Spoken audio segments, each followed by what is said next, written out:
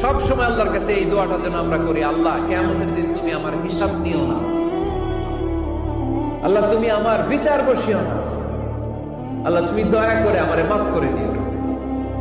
আল্লাহ যার বিচার করবেন ও জাহান্নামে যাবে, আর যার বিচার করবেন না সে জান্নাতে যাবে। আল্লাহ যদি বিচার করে আর পাই টু পাই হিসাব নেয়, নামাজ পড়লি না কেন, রোজা রাখলি না কেন, মিথ্যা বললি কেন, খাদ্যে ভেজাল দিলি কেন, মাছে ফরমালিন দিলি কেন, যৌতুক খাইলি কেন, ঘুষ খাইলি কেন, উল্টাপাল্টা করলি কেন, জিনা করলি কেন, একটার পর একটা প্রশ্ন বানে যদি সেই ভয়ঙ্কর দিনে আল্লাহ আমাদেরকে জর্জরিত করে, আমাদের কোন উত্তর আছে? সেদিন আমাদের বাঁচার কোন উপায় আছে? তাই আমরা সবাই আল্লাহর কাছে দোয়া করবো, আল্লাহ কোনো বিচার টিচার মানি না, কোনো বিচার করতে পারবো না, দয়া করবা। কথা কয় না? কি করবে? এবার আওয়াজ করে বলেন, বিচার চান না দয়া চান?